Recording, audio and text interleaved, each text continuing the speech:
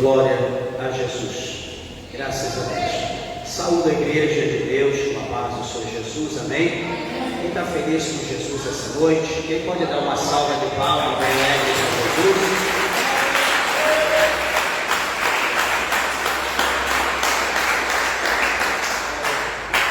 Que bênção, meus irmãos. Alegre, feliz com Deus, grato pela vida, pela oportunidade que o Senhor concede a nós de estarmos mais uma noite na casa de Deus, na presença do Senhor, para que juntos possamos adorá-lo na beleza da sua santidade. Quero compartilhar a palavra de Deus nessa noite com os irmãos, no conhecido já por todos nós, quarta-feira. Estamos falando aqui acerca da segunda carta do apóstolo São Paulo a Timóteo, capítulo de número 3, que hoje é o quinto dia que nós estamos falando acerca aqui do capítulo 3, principalmente o verso 2 e 3. Hoje nós estamos no versículo 3, vamos concluir em nome de Jesus.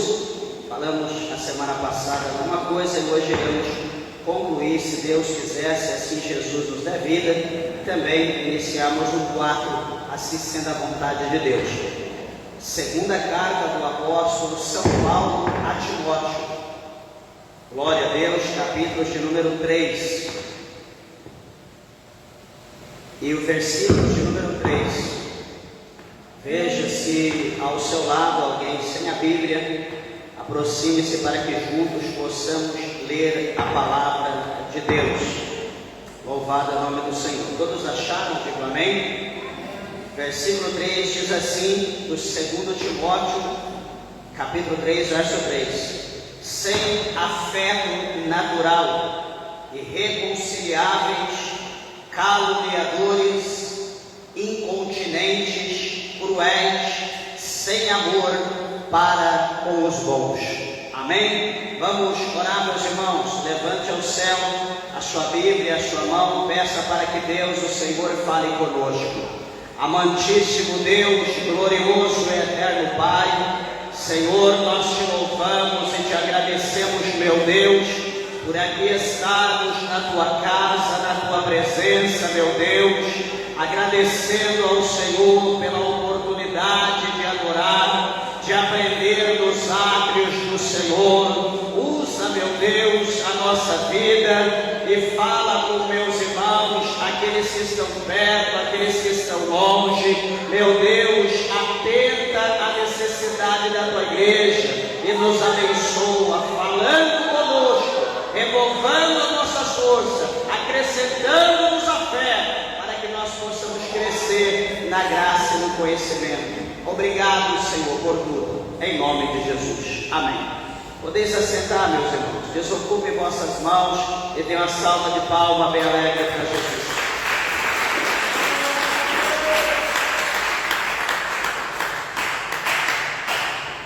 Igreja, como de costume, eu peço aos irmãos, por favor, toda reverência, toda atenção à palavra de Deus. Tenho certeza que o Senhor, Ele tem uma mensagem ao nosso coração. E, meus irmãos, aqui nessa sequência dessa carta que o apóstolo Paulo escreve a Timóteo, nós estamos falando sobre os acontecimentos dos últimos dias, sobre aqui os pontos, as marcas que o apóstolo Paulo ele deixou para nós, mostrando acerca dos dias difíceis que iriam sobrevir, os dias trabalhosos que iriam sobrevir quando chegassem os últimos tempos.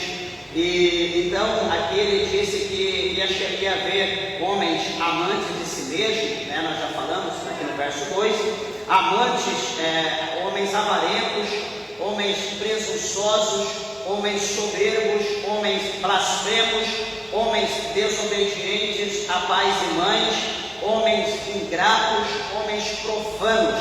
Então, por isso aqui nós já falamos nos cultos de quarta-feira anteriores, e depois entramos no versículo 3, e na última quarta-feira nós falamos homens sem afeto natural, homens irreconciliáveis, e falamos sobre homens caluniadores, né? Falando essas três situações do versículo de número 3. Hoje nós vamos falar sobre homens incontinentes, homens cruéis e homens sem amor para com os bons, se assim Deus, o Senhor, permitir. É o primeiro aqui nesse versículo 3, nessa segunda parte que hoje nós vamos ver, né? Falando sobre homens incontinentes. E o que vem a ser o homem? Tá? Lembrando aos irmãos que nós procuramos aqui cada uma dessa palavra no original, então traduzimos, né, para o português, para que vemos o resultado, para a gente poder entender aqui o que o apóstolo Paulo estava falando. É porque às vezes nós lemos aqui, né, no português e a gente não sabe o significado do original, o que quer dizer. E é interessante a gente entender para que nós possamos ali colocar em prática a palavra de Deus em nossas vidas.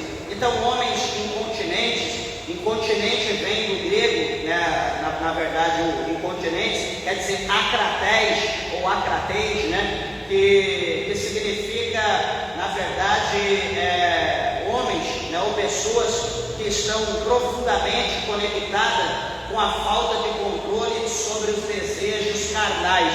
São pessoas que não têm controle, são pessoas que não medem, né, não pensam nas consequências que podem acontecer, ou que podem vir sobre a sua vida, né, de acordo com situações, né, que a pessoa toma decisão, ou enfim, algum tipo de ato que a pessoa pratica, né? A pessoa olha só para o momento, na situação, e ele esquece que aquele ato, aquela situação que ele vai praticar, aquilo que ele vai fazer, vai haver uma consequência amanhã, né? Vai ter uma consequência muito grande, e nós temos que nos preocupar com a questão da consequência.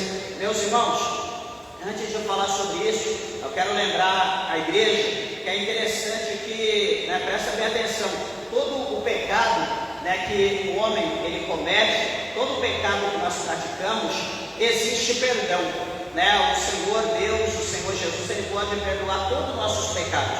Só que detalhe, presta bem atenção uma coisa, né? A gente às vezes pensa, eu vou praticar isso, eu vou fazer isso porque eu sei que Jesus perdoa. Beleza, só que presta bem atenção, todo o pecado é perdoado, Jesus ele perdoa.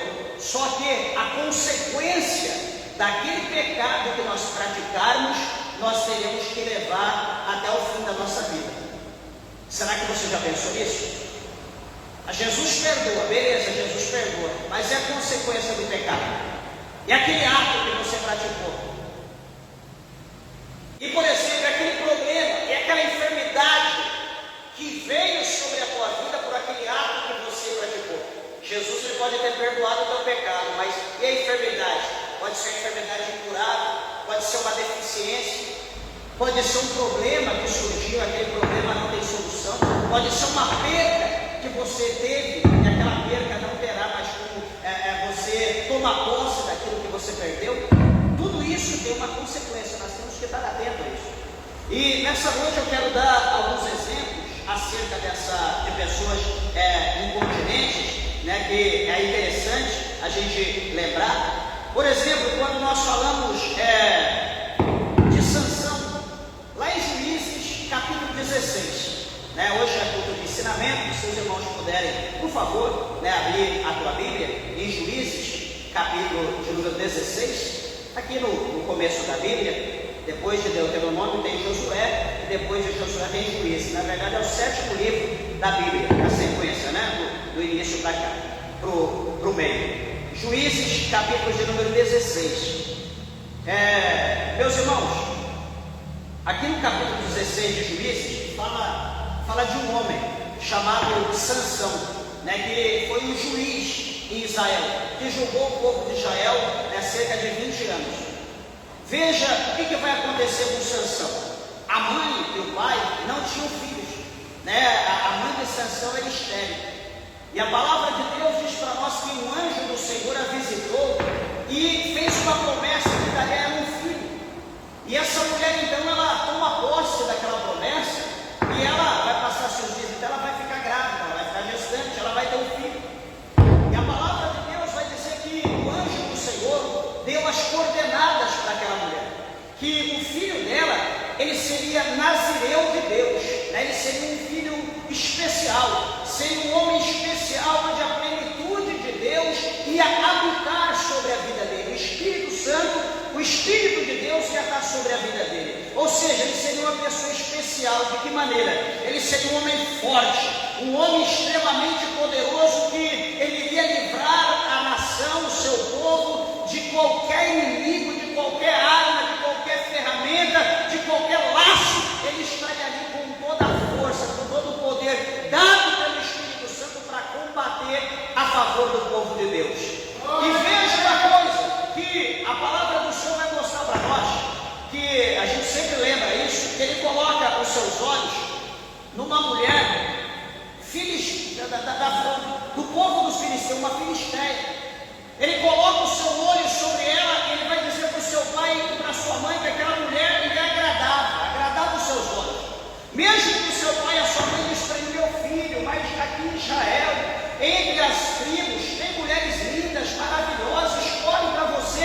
Ele diz: não, eu quero aquela dos filisteus, porque aquela agrada os meus olhos. Foi uma escolha dele, ele era homem, ele foi escolhido por Deus para julgar o povo de Israel.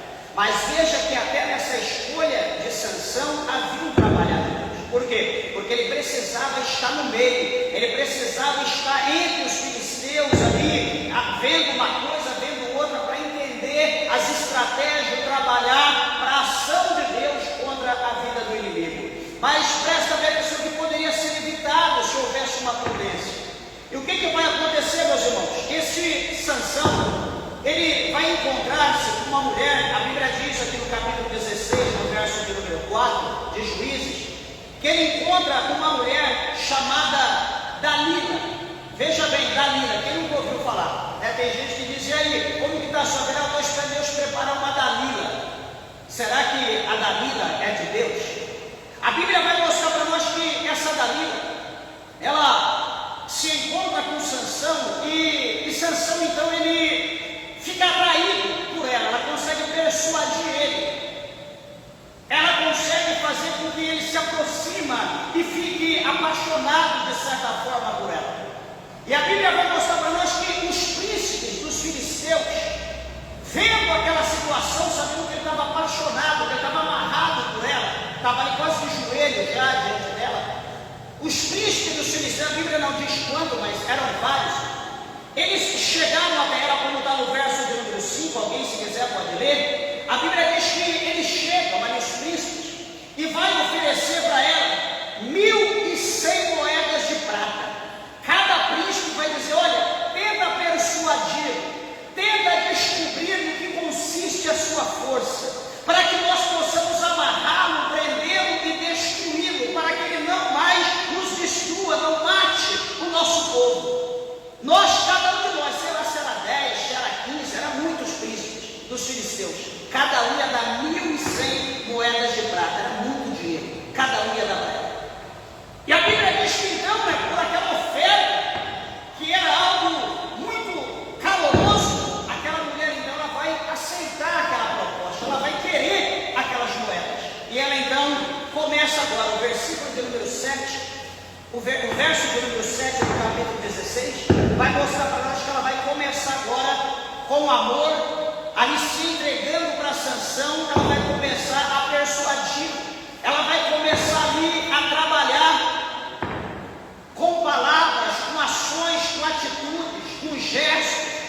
Presta atenção aqui, por favor, e ela vai dizer para ele, versículo 7.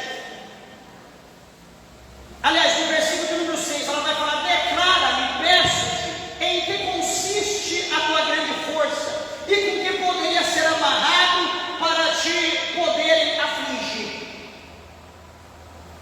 Revela para mim como que você consegue ter essa força, e de que maneira nós podemos agir, e que você venha se tornar como um homem, como você perca essa grande força toda. Então o versículo de número 7 vai dizer para nós que Sansão vai tentar de alguma maneira desviar a atenção dela acerca disso. Ele vai dizer: olha, se me amarrassem com 7 vergas de vimes preto, que ainda não estivesse seco, então me enfraqueceria e seria como qualquer outro homem.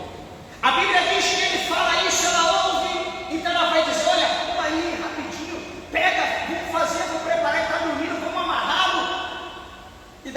eles preparam tudo, o laço está pronto. Ela vai dizer: Sansão, os filisteus estão vindo contra você. Sansão se levanta, ele arrebenta tudo aquilo como se fosse uma palha sendo colocada no fogo. Aquilo é destruído como se ele não tivesse amarrado sobre nada. Veja que a força de Sansão era muito grande.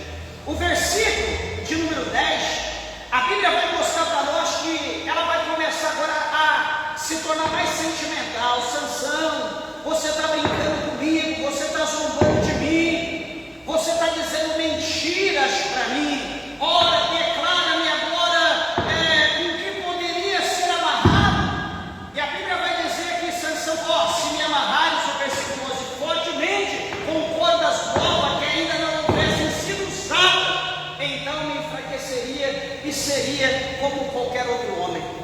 Rapidamente Sansão dorme, ela chama o povo e diz: olha, pega a corda virgem que nunca foi usada e amarra ele bem forte, amarra mesmo, e pronto, nós vencemos. E daqui a pouco está tudo pronto, ele está amarrado. Ela diz: Sansão, os filisteus estão vindo contra ti.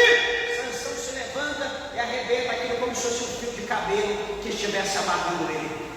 E ele se levanta e ele entra em ação. E a palavra de Deus vai mostrar para nós, no versículo 13, que ela ainda continua: até agora zombaste de mim e me disseste mentiras. Declara-me, pois agora, com que poderia ser amarrado? E Sansão vai dizer: se teceres 7 tranças nos cabelos da minha cabeça, com o liço da teia. E ela: opa, então deixa eu preparar. E vai lá e faz 7 tranças de Sansão e amarra, dá um jeito, e ela vai gritar: Sansão, os filisteus vêm contra você. E ele levanta a sua cabeça, ele mexe a sua cabeça, e aquelas estacas onde as tranças estavam amarradas se levanta como se não fosse nada, arrebenta tudo, e ele está pronto para o combate pela 3ª vez. Ué, mas como parar esse homem? O que fazer para tirar a força desse homem? Que poder, que consiste o poder desse homem? A Bíblia vai mostrar para nós que no versículo de número 16, presta bem atenção, meus irmãos, o inimigo, quando ele quer derrubar um homem, quando ele quer derrubar uma mulher, o inimigo ele não cessa. Enquanto ele não cumpre o seu desejo, ele não vai parar. E eu quero advertir a igreja nessa noite e dizer aos irmãos: se você sabe, se você tem certeza que o inimigo está te perseguindo, eu quero dizer a você: se achegue a Deus, se revista na presença de Deus, jejue, consagre, busque poder, busque autoridade, busque a unção de Deus e procura se desviar de toda a aparência do mal, porque nenhum humano, nenhuma pessoa tem poder contra o diabo se esse poder não for dado, não for vindo de Deus. Não existe ninguém que vence o diabo naturalmente sem o poder do Espírito Santo. Ela tenta a primeira, tenta a segunda, tenta a terceira e não consegue. Então agora o diabo vai embora. Ao versículo 16: e sucedeu que, importunando ela todos os dias com as suas palavras e molestando-o, a sua alma se angustiou até a morte. Veja que ela o importunou, e ele ficou angustiado de vontade de morrer. Já pensou? Você ser importunada, que você preferir morrer do que viver naquela importunação?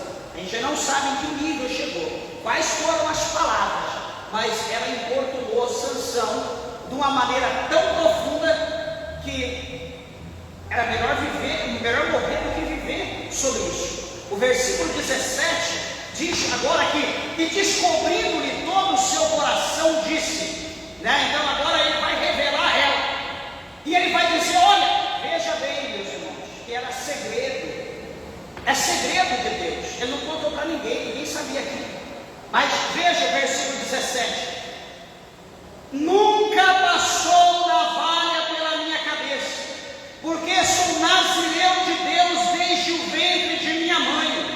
Se viesse a ser rapado, ir-se-ia de mim a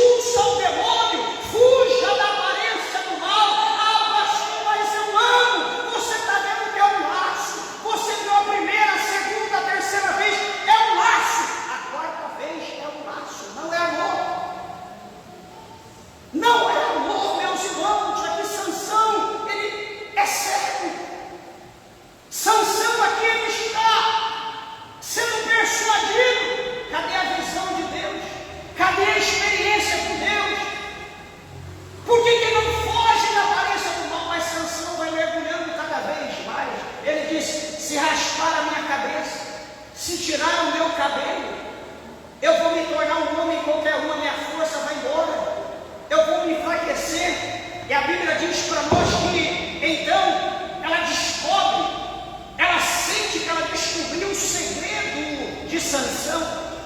Ela vê que a força dele consistia em ele ter o seu cabelo crescido. O poder de Deus, deixa eu dizer uma coisa para você, o poder de Deus estava sobre a vida de Sansão, enquanto Sansão estava na obediência para com Deus. A partir do momento que Sansão revelou o seu mistério, deixou de ser obediente, a presença de Deus também sai da vida de Sansão.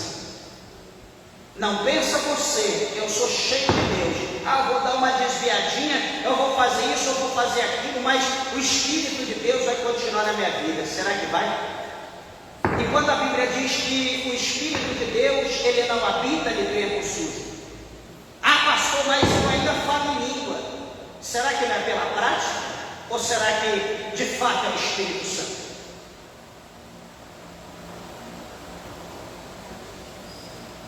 O Espírito Santo, ele está te convencendo do pecado, da justiça e do juízo? Ou está tudo tranquilo, está tudo normal, está tudo light? Você não está sentindo nada? Será que Deus ainda está falando com você em sonho? Será que Deus ainda está usando profetas e falando da mesma maneira que o Senhor Deus falava antes? Deu uma diminuída, deu uma mudada. Alguma coisa então está errada. O versículo de número 19, do capítulo 16 de Juízes, diz assim: então ela o fez dormir sobre os seus joelhos, e chamou a um homem, e rapou-lhe as 7 tranças do cabelo da sua cabeça, e começou a afligi-lo, e retirou-se dele a sua força. Veja que quando o seu cabelo, a sua trança ia sendo tirada, ele começou, aqui a Bíblia diz para nós que ele começou a ficar aflito, ele começou a sentir algo estranho, porque cada trança que ia saindo dele, a sua força também ia saindo junto. Aqueles tentáculos, aquelas colunas que o fortalecia, simbolizando a presença de Deus, começou a cair, foi desmoronando, e ele sente agora que a sua força sai. A palavra do Senhor mostra para nós no verso 20, que os filisteus, ela grita e diz que os filisteus vêm sobre ti, Sansão, e despertou eles no seu sono, e disse: sairei ainda esta vez como dantes, e me sacudirei, porque ele não sabia que já o Senhor se tinha retirado dele. Ele achou que ele ainda era aquele homem forte. Ele achou que ele ainda era poderoso. Ele não deu conta que ele não estava mais com as tranças. Ele não deu conta que ele estava careca, que havia raspado a sua cabeça. E ele se levanta e se sacode e diz: eu irei, lutarei e vencerei como as outras vezes. Só que a Bíblia diz que ele não se dá conta, ele não imaginava, ele não sabia que a presença de Deus já não estava mais nele. Meus irmãos, que decepção. Alguém pode ler esse versículo e dizer: mas por que Deus fez isso com ele? Meus irmãos, havia um voto, e esse voto não pode ser cumprido, ou não pode ser quebrado. Havia uma aliança entre Deus, a mãe e Sansão. Essa aliança era para que ele fosse nazireu. O cabelo dele não poderia ser cortado, ele não poderia tocar em nada imundo, em coisa de sangue, bebida alcoólica, tinha como um ritual, tinha que ser cumprido à risca, porque se não cumprisse, a presença de Deus não estaria na vida dele. É uma coisa muito séria, é uma coisa santa. A presença de Deus não é como se vê hoje aí. A presença de Deus não é o que nós estamos vendo hoje. E muitos lugares que a gente ouve que as pessoas dizem: isso não é presença de Deus, Deus é santo. Mas nós estamos falando sobre pessoas incontinentes, pessoas que não se preocupam com o que vai vir de acordo com as decisões que ele toma. Ele acha que ele vai tomar uma decisão, ele vai fazer, e ele está com Deus, Deus está com ele, e não vai ter consequência. Sansão é um homem dessa estirpe, é um homem dessa forma.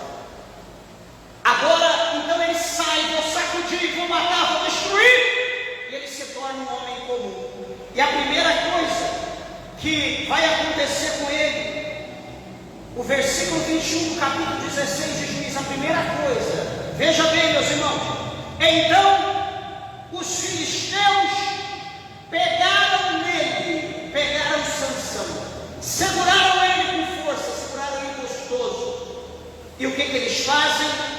E arrancaram-lhe os olhos, tiraram a luz de Sansão, coloca Sansão em trevas, para que ele não pudesse ver nada, não enxergar nada, apenas ouvisse. Eles arrancam os seus olhos, eles agarram ele, e a primeira coisa é tirar os olhos dele fora. Imagina a dor, imagina o sofrimento desse homem. Agora Sansão é colocado no Coliseu. Agora Sansão está no estádio do grande. Agora Sansão está ali como um bobo da corte, está ali como um palhaço. Agora todo mundo começa a brincar com Sansão. Agora todo mundo olha para ele como se fosse um retardado, como se fosse um débil, um tolo, um vacilante, zombando dele, zombando do Deus de Israel por causa da atitude de Sansão. Eu sempre falo aqui, meus irmãos, quando nós falhamos, quando nós erramos da fé, quando nós tropeçamos, não é nós que somos atingidos primeiro. Quando nós tropeçamos, que nós vacilamos, o primeiro que é atingido é Cristo, é Ele que leva a primeira pedrada, é Ele que leva o primeiro açoite, é Ele que leva o primeiro tapa, é Ele que recebe o primeiro cuspe. Sempre é Cristo, sempre é Ele. Olha o crente lá, olha a crente, olha lá a cantora, olha lá o pregador, olha lá o irmão, olha lá a irmã. Sansão aqui, vou escarnecer dele. E veja como o inimigo é astuto. O versículo 23, a Bíblia vai mostrar para nós que os filisteus, os príncipes, eles se ajuntam para oferecer um grande sacrifício ao seu Deus, chamado Dagom, que era o Deus dos filisteus. E veja que eles vão se alegrar e diziam: nosso Deus nos entregou nas mãos a Sansão, nosso inimigo. Meus irmãos, quando nós lemos aqui o versículo de número 5, o nome da pessoa em questão chama Dalila, não chama Dagom. Eles sabem assim que eles vão fazer uma grande festa, um grande evento para Dagom, porque Dagom entregou o inimigo na mão deles. Ué, mas quem atuou aqui foi Dalila. Quem fez todo o trabalho foi Dalila. Quem persuadiu, quem se entregou, quem sofreu, quem se humilhou foi Dalila. Não foi Dagom. Mas aqui eles estão dizendo que Dagom que entregou ele. Quem recebeu milhares de moedas de prata não foi Dagom, foi Dalila. Ela que é a principal ferramenta aqui que persuadiu, que levou a Sansão a perder os seus olhos, a perder sua força. Amados e queridos irmãos, quando nós olhamos para isso aqui, nós vamos ver que por detrás de Dalila havia um espírito persuador, persuasivo, havia um espírito de mentira, de engano, que usava sem misericórdia a vida dessa mulher na prostituição, ou enfim, para que Sansão fosse se humilhar, virar do avesso, fazer o que aquela mulher queria, não tinha controle. É como nós lemos aqui que o homem incontinente é indicado a esse homem a falta de controle sobre desejos carnais, sexuais e impulsos. No Novo Testamento, essa palavra se refere à incapacidade de autocontrole, especialmente em áreas morais e pessoas que não têm controle, pessoas que não conseguem se controlar, se abster. E Sansão, infelizmente, ele mostra para nós que ele é essa pessoa. E qual é a consequência, meus irmãos? Deus, o nome do Senhor é blasfemado. Qual é a consequência? Sansão perde a sua força, perde a presença de Deus. Qual é a consequência? Sansão fica em trevas, ele fica cego. Só que, interessante, que até a Bíblia vai dizer para nós, resumindo essa passagem, que o Coliseu ali, aquele estádio está lotado de gente que até nos telhados, tem mais de 3.000 pessoas só nos telhados, homem, mulher, entre outros, tentando um lugar melhor para olhar, porque não cabia tanta gente, era multidão de gente, acho que todos os filisteus estavam ali. E a Bíblia vai dizer que Sansão vai pedir pro rapaz ali, aquele que o guiava, que levava ele de um lado e do outro, que puxava ali ele com a corrente.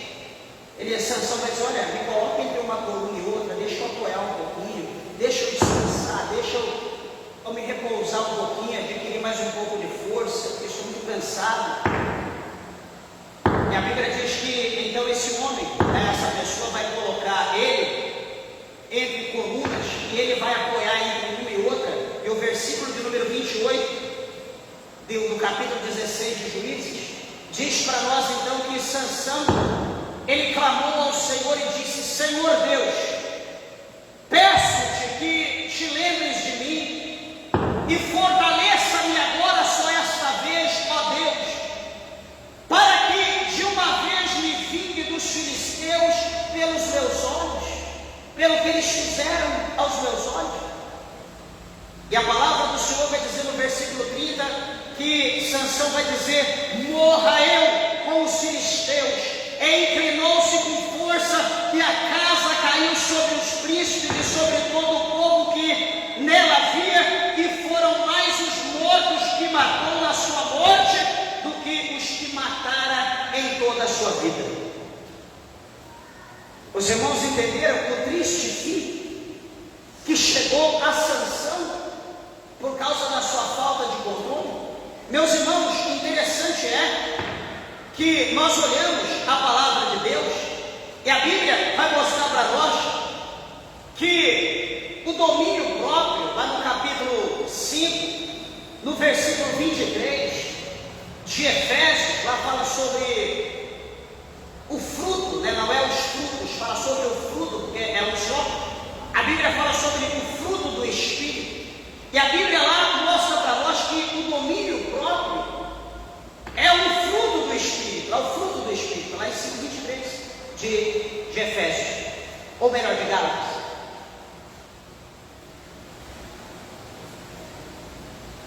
Então a pessoa que tem o domínio próprio é uma pessoa que é honrada por Deus.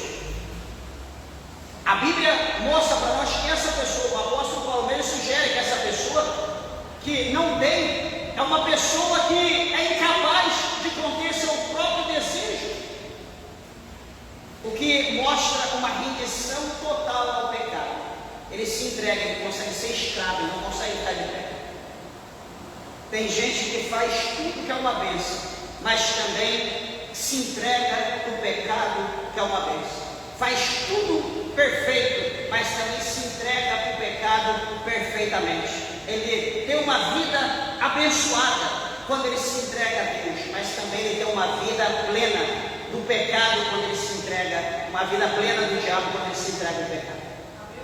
A pessoa precisa ter o autocontrole. Ah, pastor, preciso. Então começa a clamar pelo fruto do Espírito. Começa a pedir Efésios 5:22-23. Começa a pedir o fruto. Começa a pedir fé, mansidão, temperança, longanimidade. Começa a buscar o fruto do Espírito. É necessário. Outra pessoa, outro exemplo de pessoa incontinente,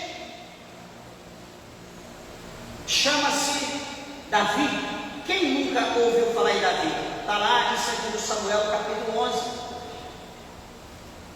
Lá a partir do verso de número 2, capítulo 11, verso 2 de 2 Samuel, a Bíblia diz que o povo sai para as guerras, para as pelejas, e Davi, ele fica sozinho, ele fica no seu palácio, e à tarde Davi se levanta, dormiu, acordou tarde, e ele está ali no alpendre, passeando, e daqui a pouco a Bíblia diz que ele olha, e ele vê uma mulher despida, ele vê uma mulher banhando-se, ele olha para aquela mulher, ele acha aquela mulher atraente, ele olha para aquela mulher, um prato cheio, e ele pergunta: de quem é essa mulher? Ah, essa mulher, ela é filha de Ilá. Ah, é? E quem mais? Ela tem algum marido? O marido dela chama Urias, o Heteu. Davi ignorou o pai dela, Davi ignorou Urias, que era um dos valentes de Davi, aqueles que davam a vida por Davi. E ele diz: vai lá, busca ela, traz aquela mulher aqui, eu preciso conversar com ela. E a Bíblia diz então que ela é levada até Davi. Ela já havia se limpado, né, dos seus dias de mulher, ela estava limpa, e a Bíblia diz que Davi então vai deitar com aquela mulher. Davi vai cometer um ato de adultério com aquela mulher, porque aquela mulher era casada, aquela mulher tinha marido. Davi tinha o seu harém, ele tinha suas mulheres, que não era pecado. Aquelas mulheres não tinham marido, mas essa mulher tem marido. Nós estamos falando de consequência da falta de controle moral e sexual. Davi aproveitou, mandou ela embora, e ela vai para sua casa, passa seus dias ou meses. Daqui a pouco aquela mulher descobre que ela está grávida, ela começa a ter enjoos, começa a ter todo aquele processo de mulher, toda aquela metamorfose, ela começa a sentir, e ela manda notícia para o rei, diz: Davi, eu estou grávida, eu estou esperando um filho teu. Naquele momento, a pulga vai coçar atrás da orelha de Davi. Davi vai ficar desesperado, porque ele sabia quem era Urias. Ele estava para a guerra, combatendo, ficava anos fora, e quando volta ia ter um filho, sendo que ele estava mais novo. Davi, sabendo disso, automaticamente ele manda notícia, ele manda chamar, ele manda buscar Urias. E veja, meus irmãos, que Urias ele vai vir, ele vai chegar até a presença de Davi, e a Bíblia vai mostrar para nós que Davi então vai começar a questioná-lo, a fazer algumas perguntas para Urias acerca, por exemplo, versículo 11: a arca em Israel e em Judá ficaram em tendas, e Joabe, meu senhor, e os servos de meu senhor estão acampados no campo, e eu de entrar na minha casa para comer e beber e para me deitar com minha mulher, pela tua vida e pela vida da tua alma, não farei tal coisa. Davi queria que ele fosse de qualquer maneira para a casa dele. Ele diz que não, que pela arca de Deus, pela nação de Israel, pelo seu líder e pelo o seu grande mestre, por Davi, ele não faria uma coisa dessa. Davi se desespera, Davi tenta, dá presente para ele, tenta do jeito que ele não vai de jeito nenhum, ele é fiel, ele é homem de guerra. E o que vai acontecer, meus irmãos? Davi vai escrever uma carta, e a Bíblia diz que no versículo 15 do capítulo 11 de 2 Samuel, a Bíblia vai dizer que Davi escreve a carta para Joabe, e vai dizer para ele: olha, onde há Urias na frente da maior força da peleja, e retirai-vos de trás dele, para que seja ferido e morra. Veja que aqui Davi, ele não tem controle nenhum emocional, ele prefere que Urias morra, do que ele morrer depois pela espada de Urias, pela lança de Urias. Ele quer que Urias morra. Ele escreve na carta: olha, coloque na frente e manda toda a guarnição sair, deixa ele, que atire por detrás, de lado, pela frente, deixa ele seu alvo, mas arranque todo mundo e deixa que ela tem que morrer. Tranquilo, assim então é dada a ordem, né? Quem pode manda, quem não pode obedece, e assim sucedeu. E a Bíblia vai mostrar para nós no verso 25 que é enviado um mensageiro para Davi, contando o acontecimento. E Davi vai dizer: não te pareça isso mal aos teus olhos, pois a espada tanto consome este como aquele aquele, esforça a tua peleja contra a cidade e a derrota, esforça-o tu assim. Quer dizer, Davi falou, não, morreu, tranquilo, tanto morre o inimigo quanto morre os nossos, é normal. Vai lá e vença a guerra, continua guerreando, eu quero a vitória, eu quero coroa, eu quero ouro. Meus irmãos, alguém pode olhar e falar, ai pastor, está vendo? É normal, o rei fez isso, o que ele fez com ele? Cometeu adultério, ele cometeu homicídio, porque foi por ordem dele, e o versículo 27 mostra para nós agora, e passado o luto enviou Davi, e recolheu em casa, e foi-lhe por mulher, ele recolheu a mulher, né, para sua casa, e ela deu à luz um filho, concluindo, porém, esta coisa que Davi fez, pareceu mal aos olhos do Senhor. Então ele não raciocina, ele não se preocupa com a consequência, porque ele é o rei, ele acha que ele pode tudo. Só que depois é enviado um profeta, e esse profeta vai falar para Davi, ali em parábolas, acerca do acontecimento. Davi, ele vai dar a sentença de morte. Quando ele dá a sentença, está aqui no verso do capítulo 12, alguém pode ler depois? Não vou me ater a isso, mas quando ele dá a sentença, o profeta diz, Davi, tu és esse homem, tu és digno de morte. Naquele momento, Davi vai cair por terra e vai pedir perdão, vai falar, Senhor, eu pequei contra ti, me perdoe.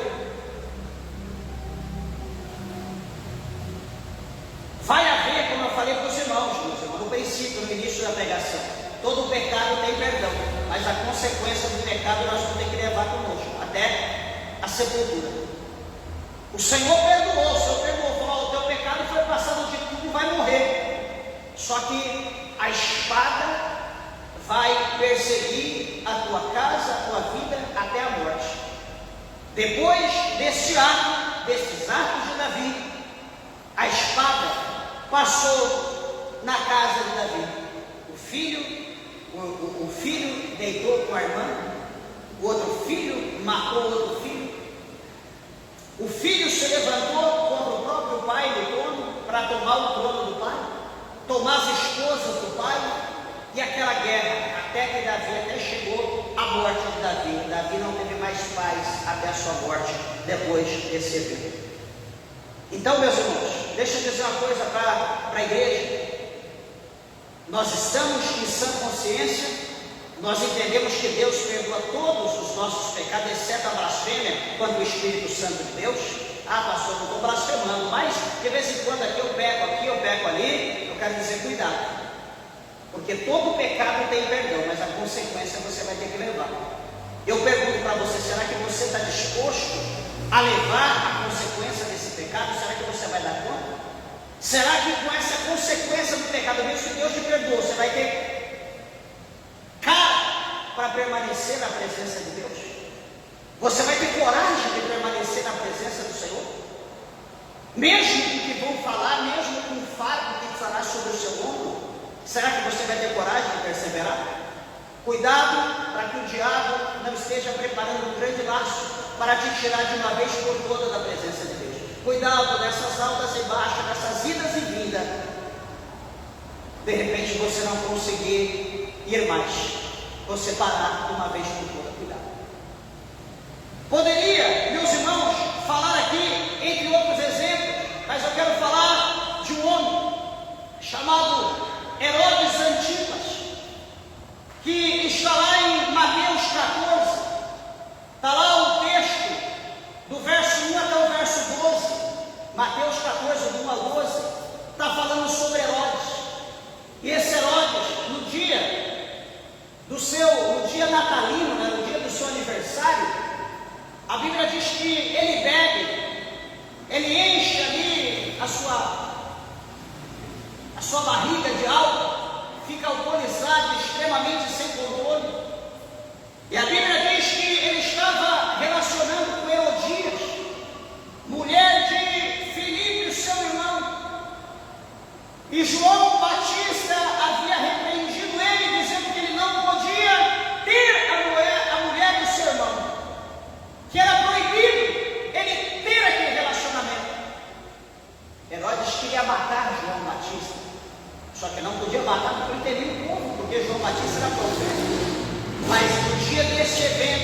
dia do seu aniversário, muitas pessoas ali da alta, ele deu uma festa de rei, e todo mundo bebendo, enchendo a cara, e ele lá, já estava para lá de Plutão. Ele vai ver a sobrinha dele dançando, uma jovem dançando, aquela famosa e velha música do bem, aquela música sensual, ela despida praticamente dançando ali no meio, entre todos aqueles homens poderosos. E ele, bêbado, sem controle emocional nenhum, ele olha para ela e diz: olha, pede o que tu quiser, pede, porque até metade do meu reino eu te dou. O que você quer? Pode pedir.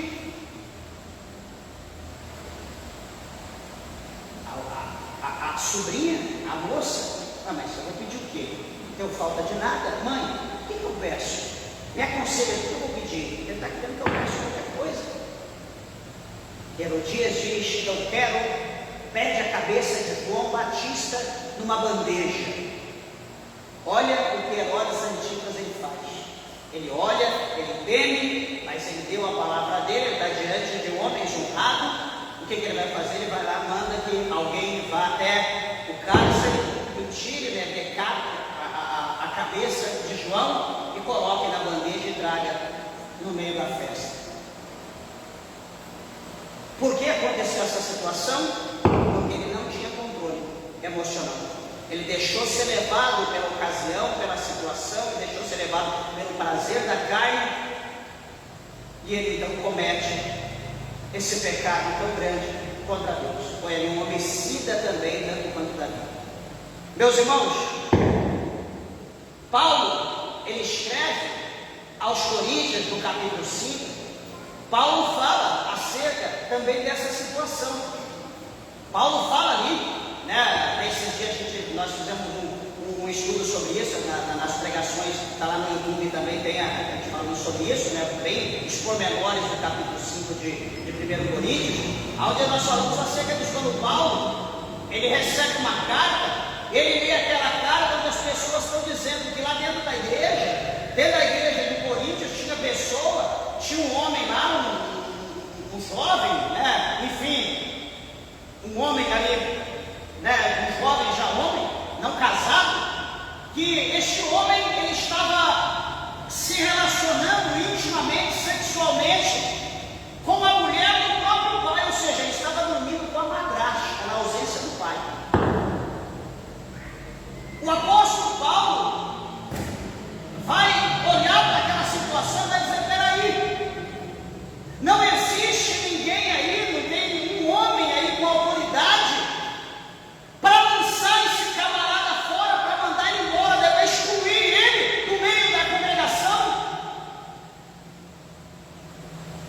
Então, meus irmãos, por que eu estou dizendo dessa maneira? Porque pessoas incontinentes, pessoas sem controle emocional, existe em todas as áreas. Existe dentro da igreja, existe lá na faculdade, existe lá no teu curso, existe lá no teu trabalho, pode estar dentro da família, dentro da nossa casa.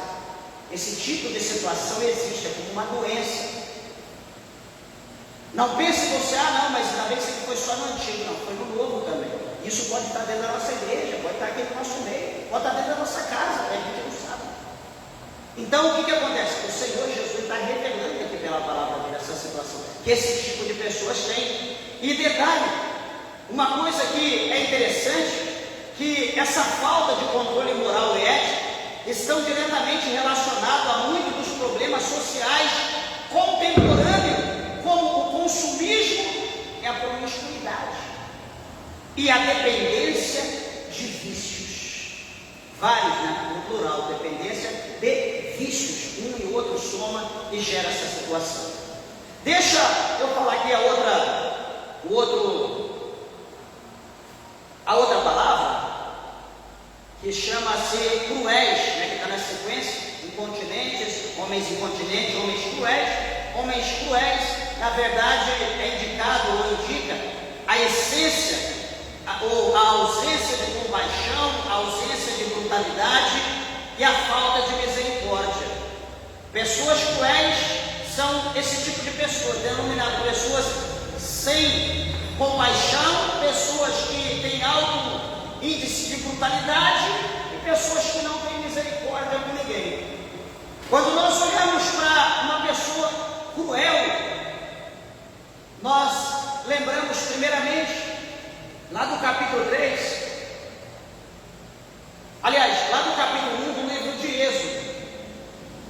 O que fala no capítulo 1? A Bíblia mostra lá para nós um homem chamado Faraó. Que este Faraó, meus amados e queridos irmãos, ele se levanta e ele não conhece José, ele não lembra de José, não sabe dos feitos de José. Ele olha para aquele povo egípcio na terra de Gósen, aliás, aquele povo judeu na terra de Gósen, e a Bíblia vai mostrar para nós que ele vai temer aquele povo, ele vai se preocupar com a quantidade de judeu que estava sobre a terra do Egito. Ele vai se preocupar, por quê? Porque se aquele povo, havendo uma guerra, aquele povo se unindo com outros povos, eles tomariam, sem fazer muita força, o poder do Egito.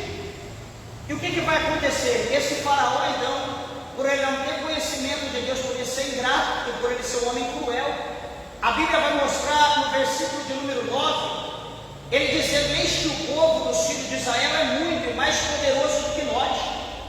E ele vai dizer: olha, usamos de sabedoria para com eles, para que não se multipliquem e aconteça que, vindo guerra, eles também se ajuntem com nossos inimigos e pelejem contra nós e subam da terra. E ele continua dizendo, aliás, continua a história, versículo 11 do capítulo 1 de Êxodo: e puseram sobre eles maiorais de tributo para os afligirem com suas cargas, porque edificaram a Faraó. Veja que a forma deles tentar oprimir, tentar enfraquecer o povo hebreu, usando eles como escravos, e eles vão construir cidades armazéns, cidades celeiros, como Pitom e como Ramessés, aqui no verso 11 do capítulo 1 de Êxodo. O povo hebreu vai construir duas grandes cidades. Eles, como escravos, eles vão ter que trabalhar ali arduamente, vão trabalhar no campo, vão trabalhar na cidade, vão trabalhar em todo lugar. Eles vão ser escravos para fazer tudo que o povo, que os egípcios precisavam, eles tinham que fazer. Era o escravo, era o capaz, humilhava aquele povo em tudo. Interessante, meus irmãos, que a Bíblia vai mostrar para nós no verso 12 que quanto mais o afligiam, tanto mais se multiplicavam e tanto mais cresciam, de maneira que o povo egípcio se enfadava por causa dos filhos de Israel. Era hebreu para tudo quanto é lado, eles não conseguiam. Onde olhava, abria ali a porta, estava o hebreu lá, entrava ali no quarto, por exemplo, não era assim, mas em todo lugar não tinha para onde fugir, era hebreu para tudo quanto é lado, o povo se desespera.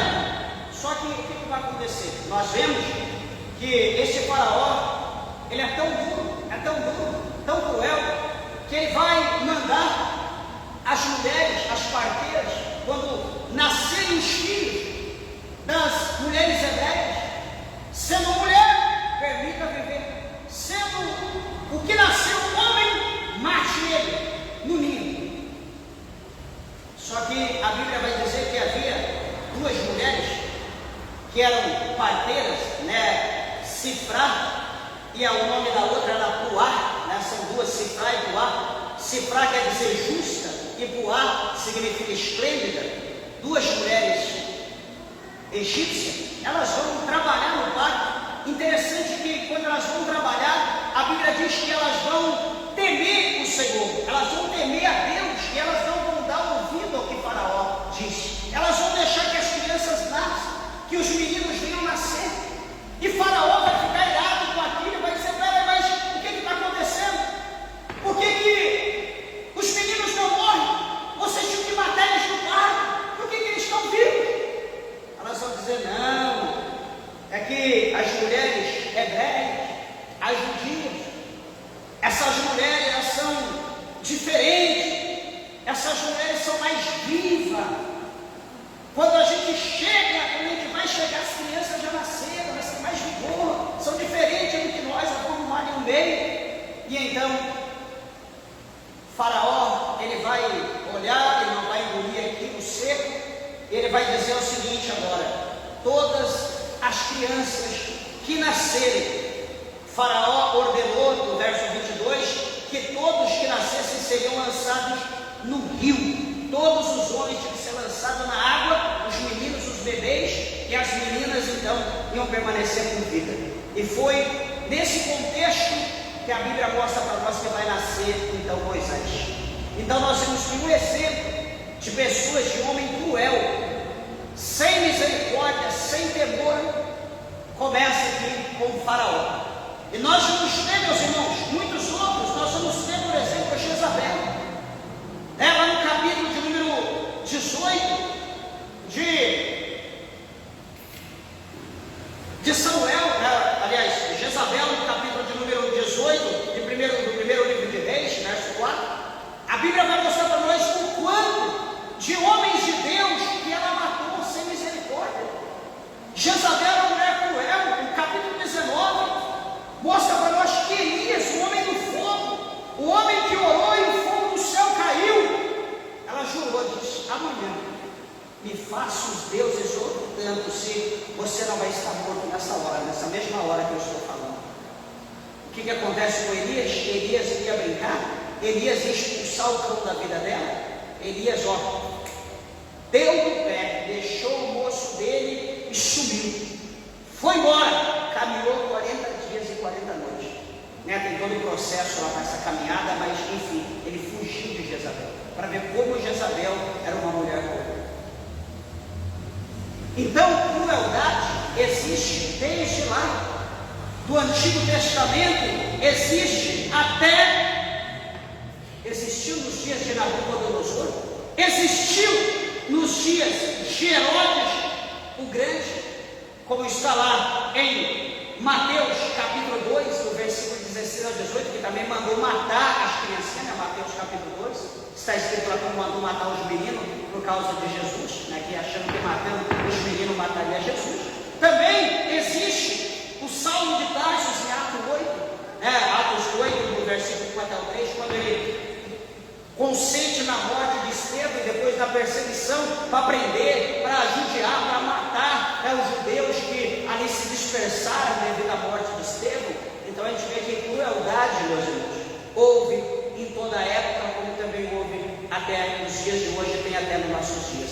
E detalhe, eu quero lembrar os irmãos que todas essas coisas, Paulo estava falando acerca dos dias trabalhosos que a igreja de Deus ia viver nos últimos dias.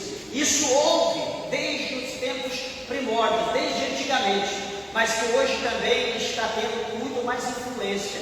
Isso hoje está crescendo nos nossos dias, e essa perseguição contra o povo, contra a igreja de Deus, está acontecendo, tem acontecido em países, e está vindo, e logo isso vai estar ascendendo com muito vigor na nossa nação, no nosso país, no meio do povo de Deus. Então que a igreja esteja preparada, que a igreja esteja revestida do poder de Deus, da presença de Deus, e saber, e tendo em mente que todos aqueles que são crentes, todos aqueles que têm Jesus na sua vida, a Bíblia diz que ele não morre, mas ele passa da morte para a vida. Então alegre-se, porque o próprio Paulo ele escreveu dizendo a palavra do Senhor que ia chegar dia, que aquele que tirasse a vida do cristão estaria fazendo um favor a Deus. Então alegre-se a tua alma, alegre-se pela tua salvação, se você ainda não é salvo, se achegue a Cristo. Aceite Jesus, porque Ele é o nosso Salvador. É Ele, louvado seja Deus, que deu a sua vida por nós, para que por intermédio da sua vida, da morte dele na cruz do Calvário, nós pudéssemos ter o perdão dos nossos pecados e, aceitando Ele, também ter a salvação da nossa alma. Amém? Se você ainda não tem Jesus, aceite hoje e tenha certeza que Ele está de braço aberto para recebê-los em nome de Jesus. Amém? Dê uma salva de palmas.